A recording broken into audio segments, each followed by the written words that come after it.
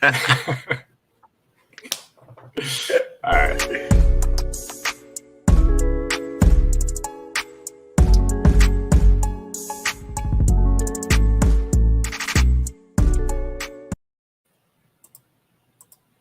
Everybody, we are back. It is Taped On Live, your favorite Raiders podcast, favorite Raiders channel, favorite Raiders everything. We are back. You already know what to do. Hit the subscribe button. Subscribe. Hit the like button if you like it. Hit the dislike button if you don't like it. Leave a comment if you like it. Leave a comment if you don't like it. Also follow us on Twitter at the Mark John NFL for me, at BD Williams 18 for BD, at mholder95 for Matt. Right, and then pandasubs.com. Like I said, Panda Supplements, go there, pandasubs.com. Shout out all of them who know they've been supporting us. So discount code TDL for 35% off. All right, guys, so we got to win.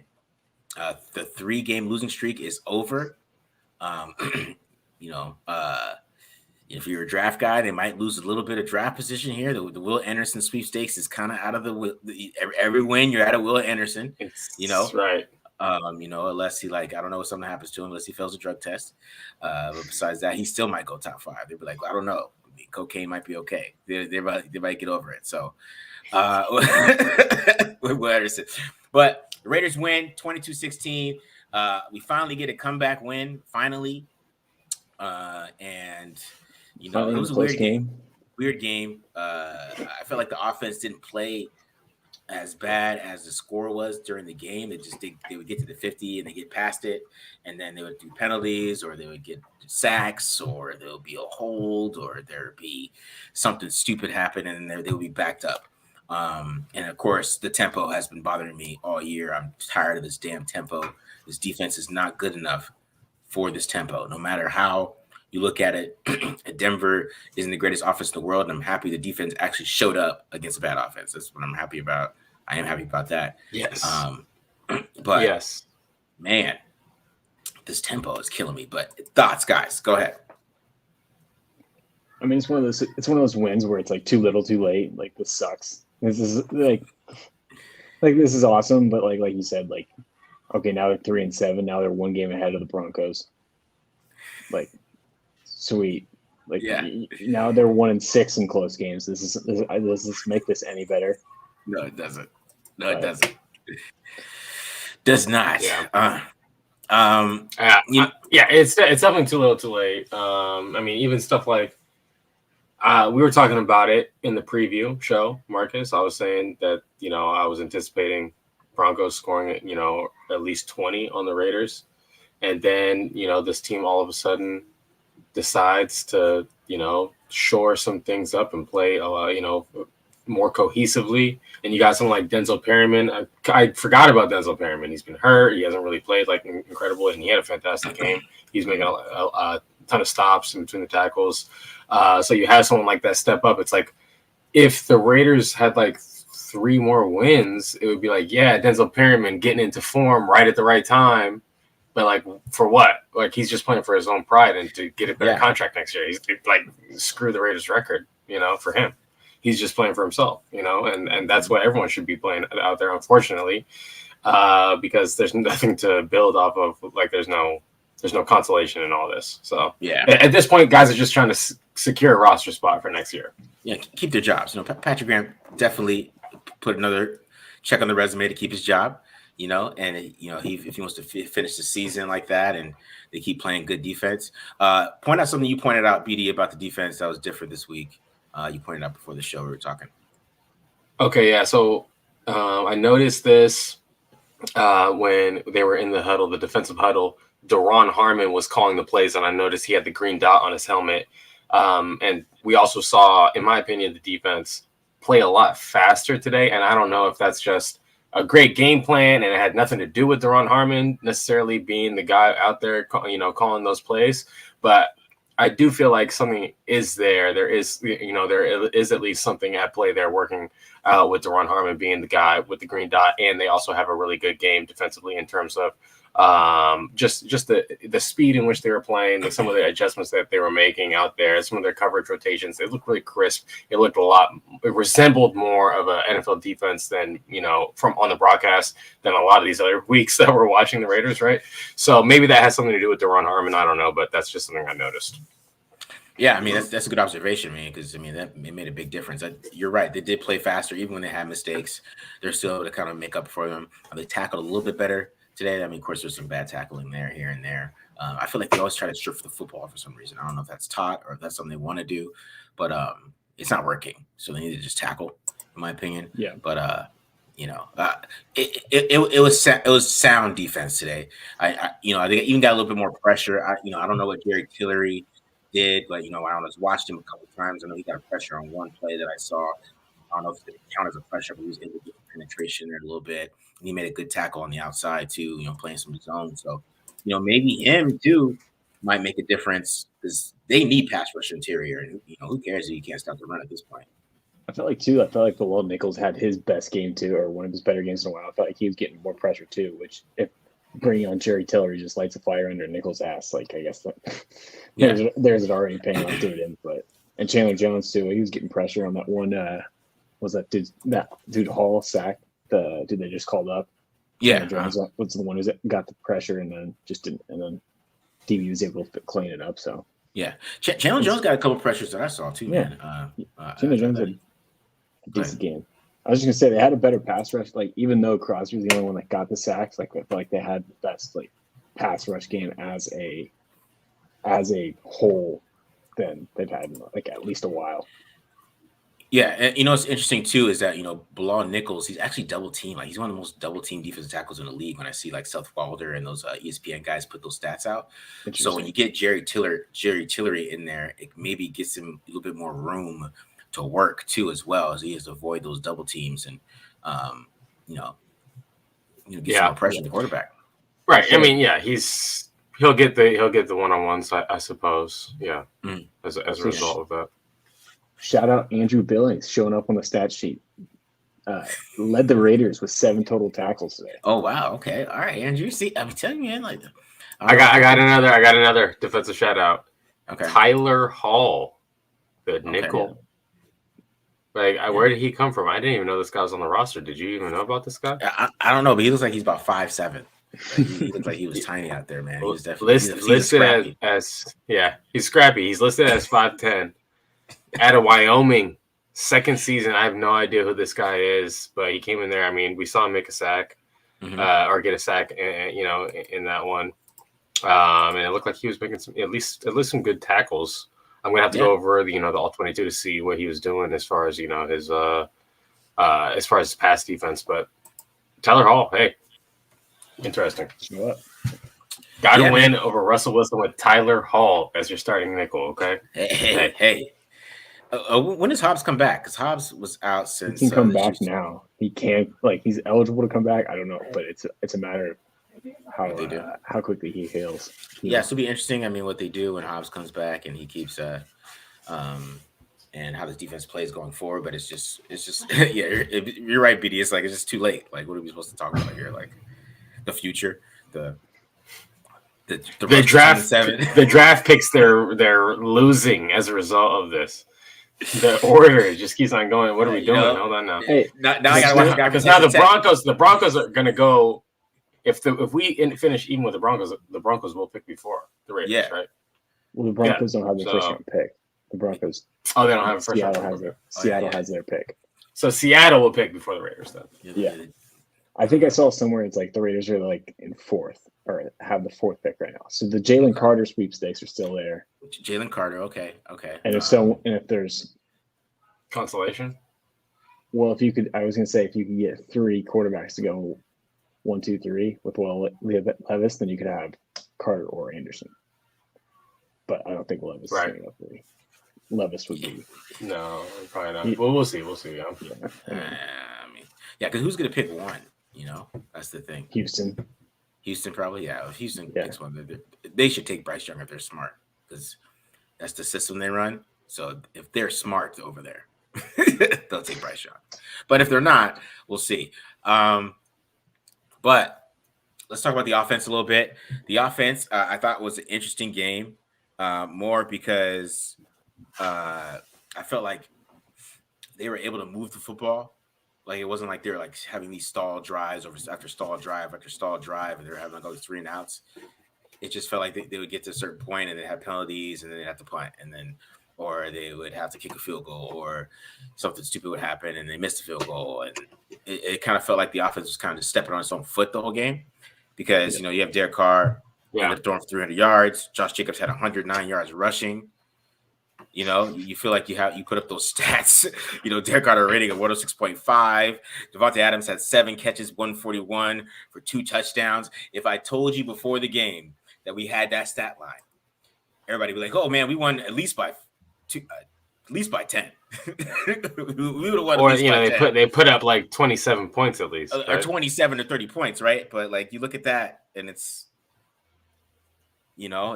weird to think. And a lot of it, the Raiders don't have a lot of help from anybody else. I know Matt Collins still had some catches, but he ran the wrong route twice. Moreau didn't have the impact that you wanted. I thought Jacobs had a good day catching the football, but he ran the football really well too. Let me ask you this, Go ahead. Marcus. Yes. Let me ask you this. Devontae Adams, he was eating first half. Yes. Then it seemed like that second half, I don't know what was going on, if they were just jumping in front of like that window in front of Adams, like consistently with the underneath guy, but like there was a bunch of drops. It seemed like there was like 3, right, where it just hit Devontae Adams' hands and he dropped it on these glance routes. Yeah. Was that a result of the way that Surtain is playing him? Tighter in the second half. How'd that matchup look? So I mean, what teams are doing now and how they're playing him different is, since they want to stop Josh Jacobs, they're playing him with like linebackers underneath in cover 3. So the cover 3 linebacker, instead of playing the curl flat, he's playing Devontae Adams. He's not playing right. So you're seeing Derek Carr having to play in tighter windows, and I bet that's what they switched into, because on that slant flat that Adams ended up dropping it on when the drive that they punted, Carr had to wait for him to clear the linebacker, right? So that linebacker is waiting for him for Adams to come in. I mean, what the Colts did it beautifully last week. They had some linebacker always trying to watch him, kind of just broke their cover 3 rules and had some kind of that linebacker, instead of dropping back or cover what he's supposed to do, he went to go cover Devontae Adams. So teams are switching it up because they got to stop Josh Jacobs too, and they can't just play too high. So we're seeing a lot of different looks like that. But with that happening, you're getting one-on-ones with everybody else. Everybody else is getting one-on-ones, right? You're getting one-on-ones with the linebacker taking up a different spot. So, what I'm saying, the other guys got to win. That's when, with Waller and Renfrow, it hurts. It really hurts everything, because you can't do that even if you wanted to. You got to stop Josh Jacobs. But if you put a linebacker to stop Adams, then Waller is probably going to eat you all day. And then, it's that type of thing that when you don't have those players, they can do these type of different coverages to get a little more exotic with linebackers. So, but yeah, that makes sense. Yeah, I definitely noticed the linebackers were very active. They were doing interesting things, underneath. Is that Singleton?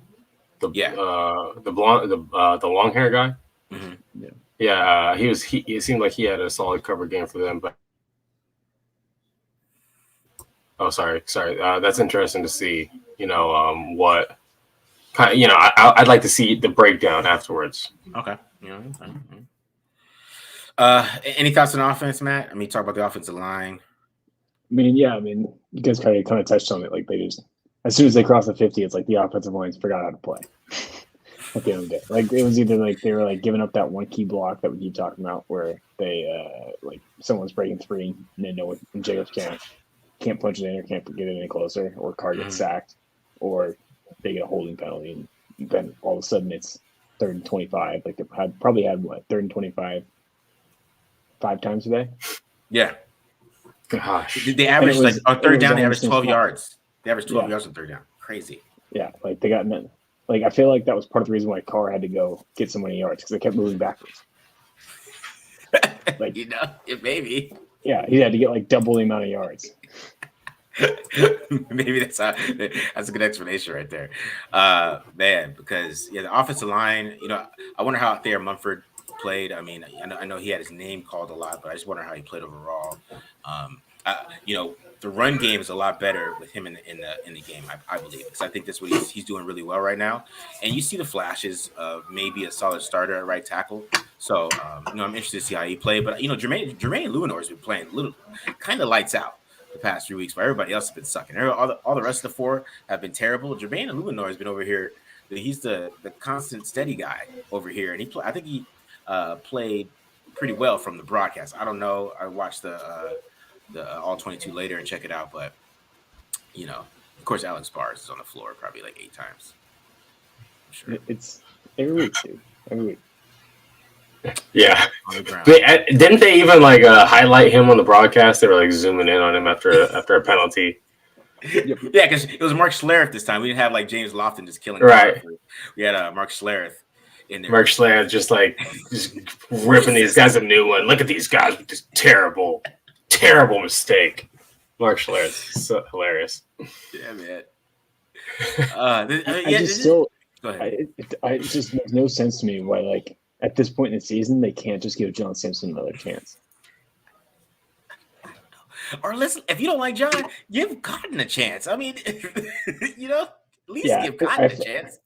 What's funny is I was just writing something, whatever, and I had the Raiders depth chart up. And I saw Lester Cotton's name up. I was like, oh yeah, I forgot about that. Remember when that was a thing for a little bit? Yeah. Remember when that was a trend in August, 2 months ago? Yeah, they started hitting the whole preseason. It was week 1. He had to do was he on the field. It's what were you guys doing? So you guys just fooling us? All they gotta do is put Simpson at left guard and put Parham back at right guard, and I think they might be actually okay. To be honest, I think they would be okay. They wouldn't be right now they're terrible. People try to say, "Oh, try to bring up their stats," but you gotta remember that has week 1 and week 2 with a totally different lineup. So you gotta include what this offensive line is since week 4, right? When they switched to, or was it week 5 when they switched to Bars and Parham, and Parham at left guard, and they have not been very good versus the pass since they've done that. They've been pretty terrible. So that lineup is awful. So you could say whatever you want about the John Simpson and Lester Cotton lineup they used to mix in and how that adds into the stats, but this lineup right now is terrible. But Thayer Munford was in there. I think he had a big effect on the run game, and that's why I think you got to play him a little bit, kind of going forward. But Luminor's playing so well, but he's just not a good run blocker. I don't know how that would work. That I mean, that's what Yeah, I don't know. I mean, Munford is just so much bigger than Luminor, right? Luminor is not really a tackle-sized player. He's more of a guard, right? He's 6'4", 300 pounds, right? He's not. He's probably a pretty small tackle. Oh, he's a small tackle. He has terrible feet. His feet are terrible. Munford has great feet. I mean, I guess if Luminor's playing well, leave him out there. But why not? Less reason for Alex Bars to be out there. Why not if you put? Or less Thank you. Put a Luminor at guard, right? Exactly. Put a Luminor at guard and play. It's so many answers to Alex Bars not playing. I don't hire Matt Holder. No one's ever thought of that. I bet you if Matt said that, they'd be like, wow, that's an incredible idea. You know what I'm saying? Is the Monday press conference virtual? Because I might ask that question. I'm getting on it, man. I'm getting on the press conference and be like, have you ever thought of putting Luminor at guard? Simpson. There's a guy named Simpson on the roster. I'm not sure if you're familiar with his game. There's no reason to play Alex Bars anymore. How bad? I want to be in those sessions. I want to be in the offensive line coaches sessions when he's on the floor and on the ground all the time. But go ahead. I was just saying, it feels kind of like the whole thing. I feel like this happens in college football when teams start getting bad. That's all right, I'm gonna play my guys now. I'm gonna the people that were with the old regime, the seniors, or whatever, the older guys that the John Simpsons that I think they can probably get rid of at the end of the year as a contract if he's not a free agent or whatever. The guys like that, they can just shove to the side. They will.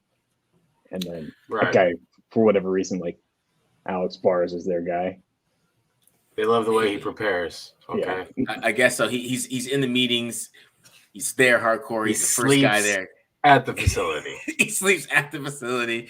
They've known him for a long time. He's known the offensive line coach for a while. I don't know why he's playing. I honestly don't know. He's not a good run blocker. He's not a good pass blocker. He's literally like a liability on the field. Like they could put anybody else. I think if they put Jackson Barton at right guard, I think they might be better as offensive line. Like it just makes no sense. Makes no sense. Anyways, all right. Not risking anything. Finally, clutch. Because to say that, I do want to say that. I was thinking like Derek. There's no way Derek Carr is gonna go over 7, right? He's not gonna. You don't have. He's not gonna go over 7 on game-winning drives. Finally, we gotta get one. Right? One's got to drop. That's like when you sit at the free throw. Yeah. And you're like bricking like multiple free throws, and you're like, no. So one of these is going to go in at some point, right? Yes. That's what I was thinking. Like he's got it. I mean, there's too much history. There's too much. They keep putting 31 up. Like I see, like every game I see 31 come up. Yes, like damn, man. We should be like at 35 this year or something like that. But man, all right. So Adam's bald. I don't know what else you guys have. Any other thoughts? Anything else, Matt? Not much, man. Not much, man. We've hit that point in the year. Yeah. Even when we're keeping it short. I don't know what to say. Win, lose, or tie, right? Yeah. And we got any questions in the comments? Anything interesting? Nothing? People just... I'm not seeing any questions in here. No questions. Yeah. Well, all right. Well, thank you guys for listening. We almost got 200 viewers here. Raiders win 22-16 in overtime fashion.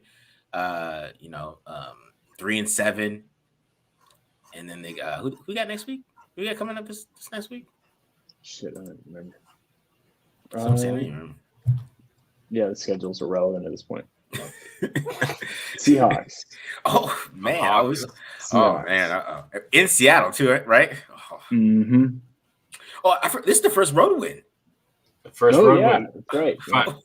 Should have said that. Should have started with that. Sorry, I almost put that in the description. First road win. Finally did it. So now we're going in. Now, right? I mean, Mile High. That's a tough place to win on the road. Yeah. Seahawks. That's one of the toughest, right? Yeah, but they are a pretty damn good offense. So they also have something to be playing for right now. So maybe that's what the Raiders want to do. They just want to play spoiler. DK Metcalf, Tyler Lockett. Their offensive line is pretty damn good. Charles Cross and Peters and Damian Lewis is balling over there, and then Geno Smith is just chilling, making sandwiches back there, throwing darts. So. Right. Yeah. True. True. That'd be a tough one. All right. It's gonna be a tough one. All right, guys. We'll see you guys do some reviews. Of course, we guys do videos. Make sure if you want to do the members, join the memberships. Do the Carfaxes, get the whole shebang, bang, bang. Right. Also subscribe. And go ahead and follow Matt's stuff too as well. We got the draft stuff going. He's gonna be on Bleach Report doing defensive line, which we need. So he's gonna be important this year. Matt's gonna be very important. He's gonna be important guy to follow. D-line and linebacker. He's super important. He's super important for us to follow this year. So make sure you follow him. And we're out of here, guys. Peace. Bye, y'all.